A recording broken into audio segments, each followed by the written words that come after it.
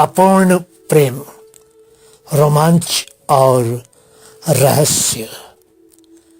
12वीं कक्षा तक की पढ़ाई प्रेम ने गांव के ही विद्यालय से पूरी की थी।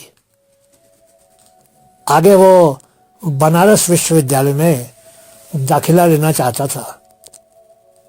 प्रेम बहुत ही प्रतिभाशाली छात्र था और था भी बहुत सुंदर, एक आकर्षक व्यक्तित्व का मालिक। जवान लड़कियां तो प्रेम पर मरी मरी जाती थी, लेकिन प्रेम अपना पूरा ध्यान अपनी पढ़ाई पर ही केंद्रित रखता था। वो अपने परिवार वालों की इच्छा से ही शादी करना चाहता था। वो प्यार के चक्कर में नहीं पड़ता था। उसको अपनी पसंद के कॉलेज में दाखिला मिल चुका था। क्योंकि कॉलेज घर से बहुत ही दूर था, उसको हॉस्टल में ही रहना पड़ा। वो कुछ दिन पहले ही कॉलेज के हॉस्टल में आया था। एक कमरे में 2 छात्र रहते थे। उसके कमरे में दूसरा छात्र समर था। समर भी बहुत ही लंबा तगड़ा नौजवान था। वो बजरंगबली का भक्त था।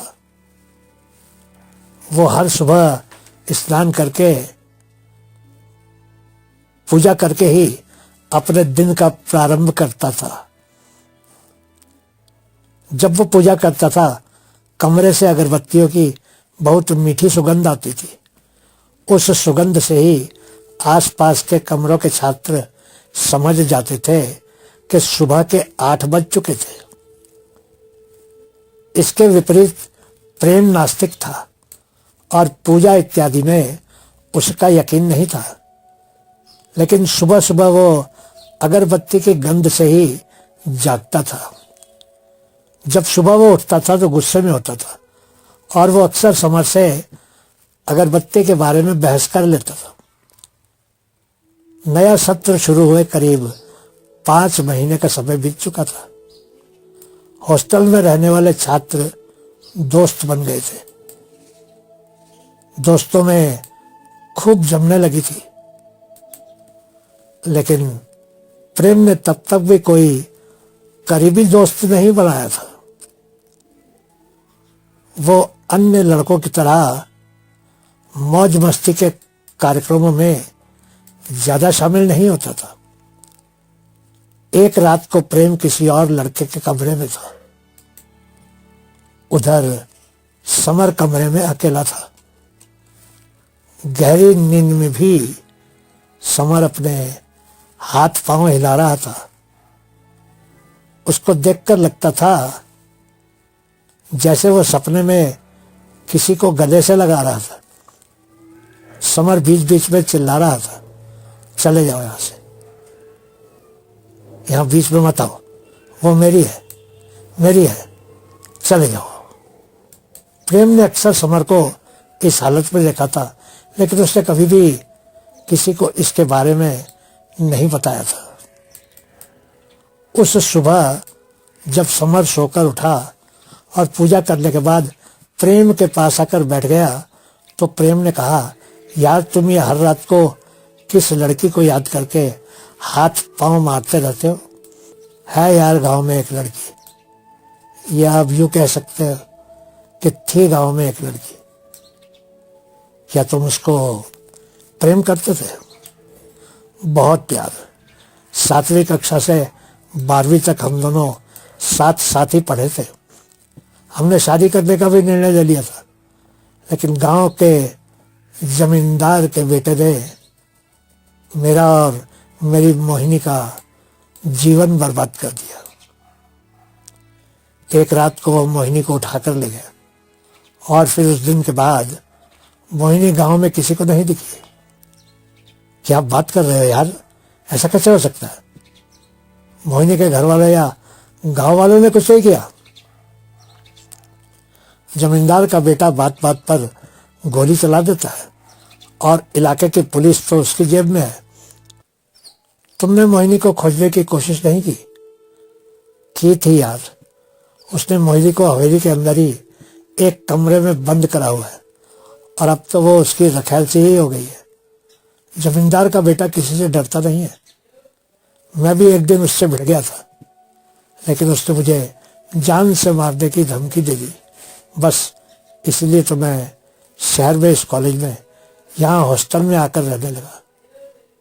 ओह दोस्त, तुम्हारी कहानी तो बहुत ही दुखद है, लेकिन उस लड़की को जमींदार के बेटे के चुंगल से छुड़ाने के लिए हमें कुछ तो करना चाहिए। क्या कर सकते हैं?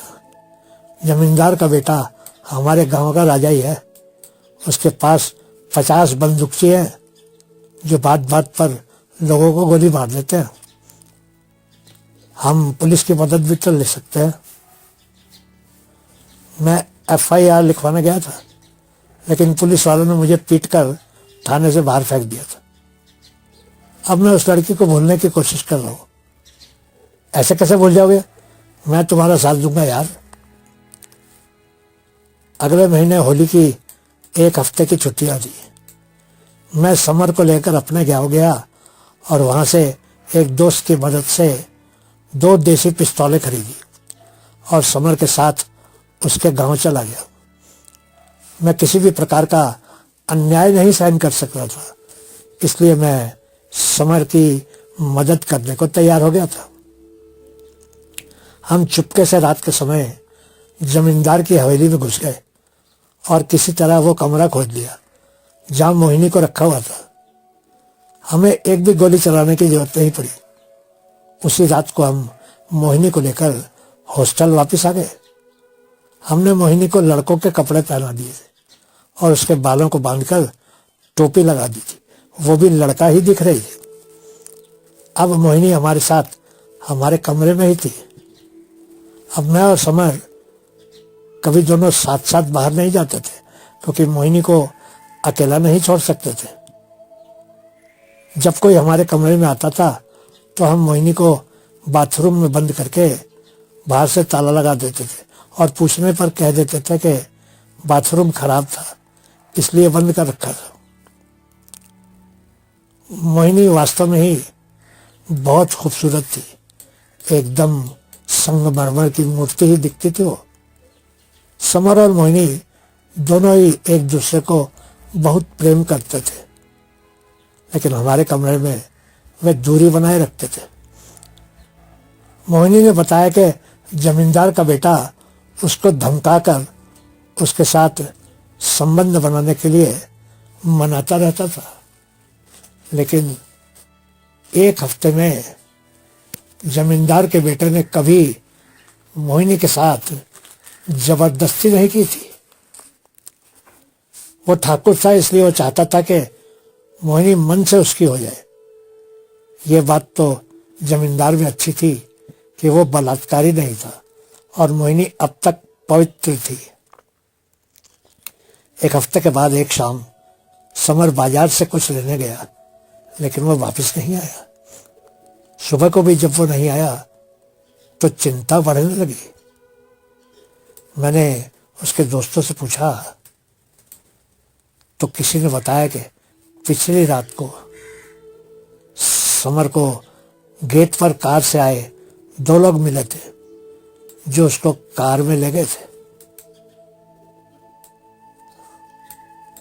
मैंने मोहिनी को कमरे में रहने का ही आदेश दिया और खुद सीधा समर के गांव पहुंच गया।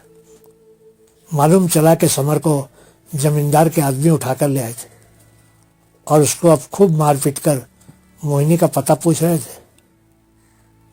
1 दिन बाद मालूम चला कि उन्होंने समीर को गोली मारकर उसकी लाश समर के घर के बाहर फेंक दी थी।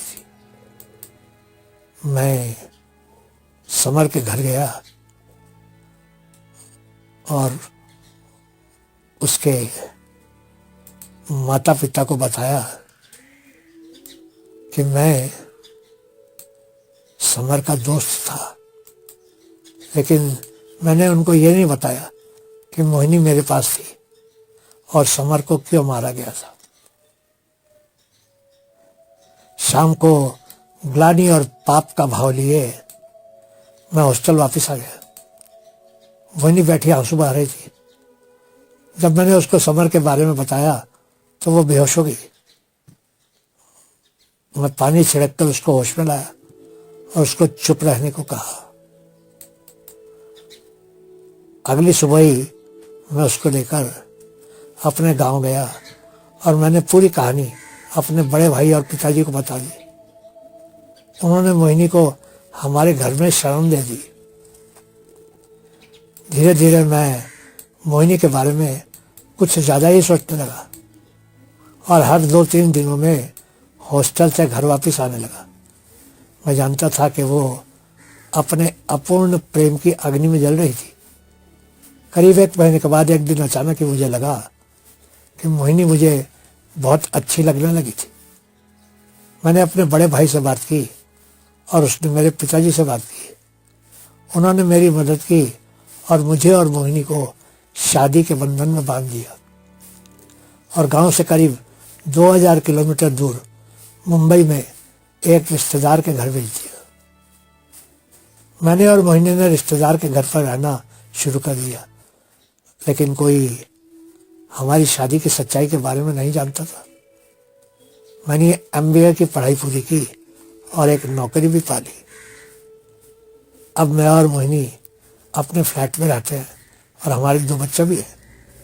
मैं कभी कभी बैठा सोचता हूँ कि शायद मैंने मेरे दोस्त के अपूर्ण प्रेम को पूरा कर दिया था। मैंने जीवन में कभी सोचा भी नहीं था कि मेरी इस तरह से उन हालातों में शादी होगी जिसकी मैं कल्पना भी नहीं कर सकता था। बहुत बहुत शुक्रिया।